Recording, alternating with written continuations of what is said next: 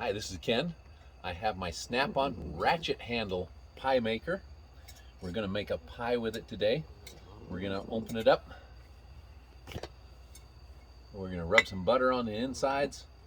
We're going to use like a croissant dough on it, and we're going to make a pie. And we're going to use our camp stove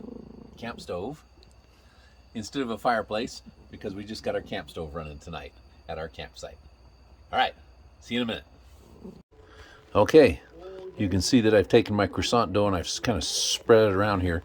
There's my croissant roll. You know, it's one of those thump, and you split it open and you get the croissants out of it. There's my butter. I spread that around first. So now I've got this all here. I'm going to put some pie filling in it now.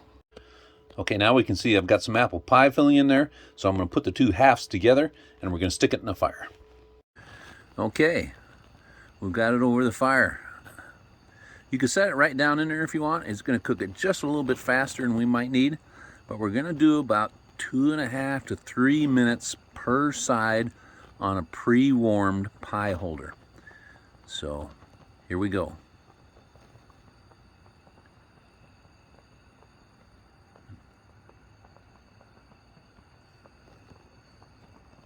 All right, it's getting just about time. I've rolled it over one time. I think I'll roll it over again. And I'm starting to see a little bubbling around the edges. So that means that the pie filling is getting hot, and that's what we're looking for. So it's just about done. We're just about ready to pop it off and open it up. All right, let's take a look here, see what we have. Oh, look at that. That is what we're looking for. Beautiful. You see if I can get this separated. Yeah, two halves. Let's see if we can get it dumped on our plate. Oh, there we go. Apple pie. Fresh from the fire.